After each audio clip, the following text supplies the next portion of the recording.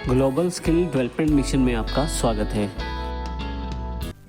पिछले सेशन में हमने देखा किस प्रकार से हमने इंडेक्स को क्रिएट किया था, फिर उसे ड्रॉप किया था, यानी कि हटा लिया था उस इंडेक्स को। इस सेशन में हम अगले इम्पोर्टेंट पार्ट ऑटो इंक्रीमेंट के बारे में जानकारी लेने वाले हैं।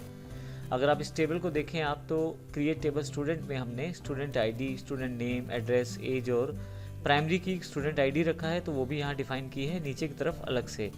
आप प्राइमरी की को ऐसे भी डिफाइन कर सकते हैं। लास्ट में आकर आपको उस कॉलम का नाम देना होता है ब्रैकेट में जो आप प्राइमरी की के रूप में सेटअप करना चाहते हैं, जो मैंने यहाँ पे किया है। और ऊपर यहाँ पे एक अलग लाइन हमने इस्तेमाल की है, स्टूडेंट आईडी इंटीजर नोट नल। ये तो हम जानते हैं, पहले से लगा रहे हैं। ऑटो इंक्रीमेंट एक पर्टिकुलर कीवर्ड का प्रयोग किया है। इसको लगाने का सबसे बड़ा बेनिफिट ये है कि अब आपको स्टूडेंट आईडी में नंबर देने की ज़रूरत नहीं है। ऑटो इंक्रीमेंट ऑटोमेटिकली उसमें नंबर फीड करना शुरू कर देगा। अब इसके लिए मैंने कुछ डेटा यहाँ बनाया है, आप देखें तो इसमें स्टूडेंट आईडी हमने लिया ही नहीं एंट्री करने के लिए, केवल बाकी डेटा को फिल कर रहे हैं यहाँ पे। तो ये देखते हैं प्रैक्टिकली इसको किस प्रकार से हम कर पाएंगे। यहाँ पे मेरे पास पहले से लिस्ट ऑफ कमांड्स अवेलेबल है अलग अलग नोटपैड फाइल्स में, माईसीक्वल एक्सरसाइज फाइल्स में।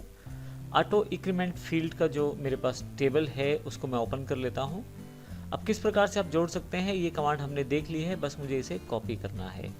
मैं इसे कॉपी कर लेता हूँ और माईसीक्वल इंटरफेस में आ जाता हूँ। और यदि आपके पास पहले से कोई टेबल हो तो उसे ड्रॉप ज़रूर कर लें, अगर सेम नाम से हो तो, क्योंकि मेरे पास स्टूडेंट का जो टेबल है वो पहले से मैंने बनाया था, उसे अभी ड्रॉप किया है मैंने।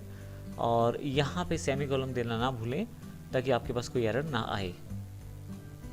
अब यहाँ पे मैंने जो कमांड डिफाइन की है, टेबल बनाया है student ID, auto increment set कर दिया है मैंने इस पे।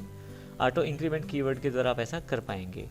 Student name, student address, student age और finally primary key student ID पे डिफाइन की है। और वैल्यूज़ में यदि आप ध्यान दें तो मैंने कहीं भी स्टूडेंट आईडी को फिल नहीं किया है।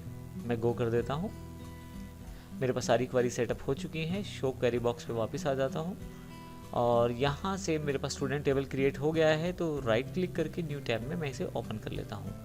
अब आप ध्यान दें तो स्टूडेंट आईडी मैंने फिल नहीं किया, लेकिन ऑटो इंक्रीमेंट की वजह से ऑटोमेटिकली ये फिल होता जा रहा है।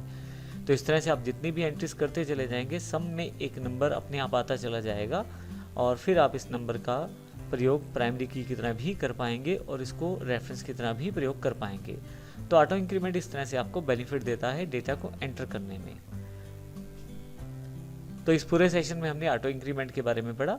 अगले सेक्शन से हम और एडवांस ऑप्शंस की जानकारी लेने वाले हैं माईसीक्वल की। धन्यवाद।